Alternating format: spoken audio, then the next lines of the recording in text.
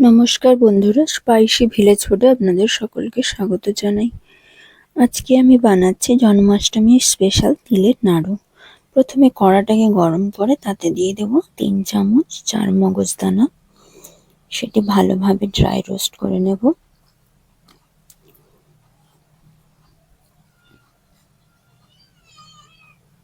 এরপরে দিয়ে দেব 250 গ্রাম সাদা তিল।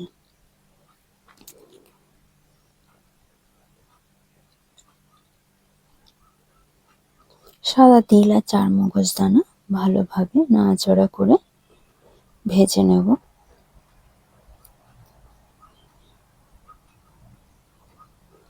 ততক্ষণ পর্যন্ত ভাজবো যতক্ষণ না গোল্ডেন ব্রাউন কালার হয়ে যায়।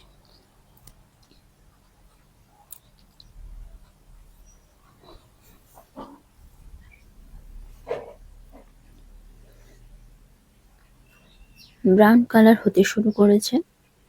আরও বেশ কিছুক্ষণ নাড়াচাড়া করে ভালোভাবে ড্রাই রোস্ট করে নেব।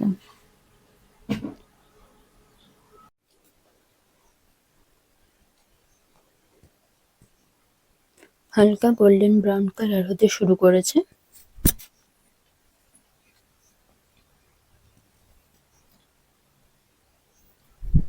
দেখুন সুন্দরভাবে ভাজা হয়ে গেছে। এবার আমি একটি থালায় তিলগুলো ঢেলে ঠান্ডা হতে দেব। এরপরে ওই কড়াই পরিষ্কার করে তাতে 250 গ্রাম গুড় দিয়ে দেব। গুড়টা মিডিয়াম আছে ভালোভাবে ফোটাবো।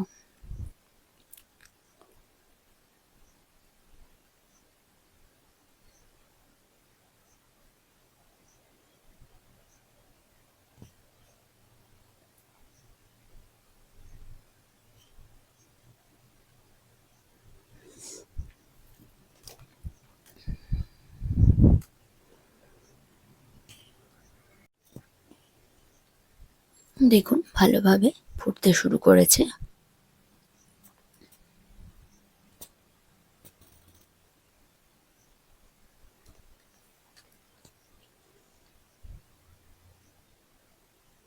এবার একটি বাটিতে জল নিয়ে গুড় কয়েক ফোঁটা ফেলে দেখব গুড়ের চিটটা ভালোভাবে ধরেছে কিনা। এখনো আরো মিনিট খানেক ফোটাবো, এখনো ঠিকঠাক চিট ধরেনি। এরপরে দিয়ে দিলাম বেশ কিছুটা নারকেল কোড়া এবং এলাচ গুঁড়ো। ভালোভাবে মিশিয়ে হাফ তেল দিয়ে পাকাতে থাকবো। তারপরে আবার অবশিষ্ট তিলগুলো দিয়ে ভালোভাবে গুড়ের মধ্যে মিশিয়ে গুড়ের পাকটা তৈরি করে নেব। একদম মিডিয়াম আঁচেই করবেন। এখন আমি লো ফ্লেমে করে গুড়ের পাকটা করছি। এরপরে একটি থালায় তিল আর গুড়ের পাকটা নামিয়ে নেব। থালায় ঢেলে নিয়ে বেশ কিছুক্ষণ ঠান্ডা হতে দেব। খুব গরম। এখন যদি তিলের নাড়ু করতে যাই তাহলে কিন্তু হাত পুড়ে যাবে। দেখুন বেশ কিছুক্ষণ ঠান্ডা করার পরে এইভাবে আমি তিলের নাড়ুর শেপ দিচ্ছি।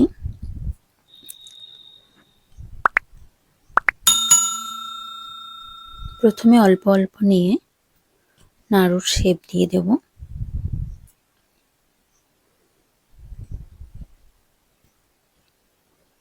এরপরে ভালো মতো শেপ দিতে গেলে দুটো হাতের তালুর সাহায্যে নাড়ুর শেপ দিতে হবে।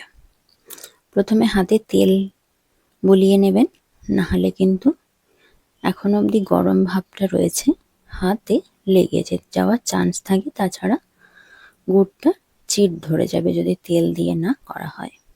এইভাবে আমি এতগুলো নাড়ু তৈরি করেছি। দেখুন কেমন হয়েছে।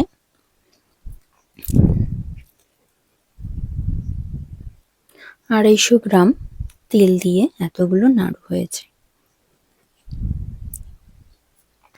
আমার এই তিলের নাড়ুর রেসিপি যদি আপনাদের ভালো লেগে থাকে অবশ্যই আমার চ্যানেলটাকে সাবস্ক্রাইব করবেন, সঙ্গে লাইক, কমেন্ট ও শেয়ার করতে ভুলবেন না। সকল দর্শক বন্ধুদের জন্মাষ্টমীর শুভেচ্ছা। শুভ জন্মাষ্টমী, এবং আপনারা সকলে ভালো থাকবেন, সুস্থ থাকবেন এই কামনা করি।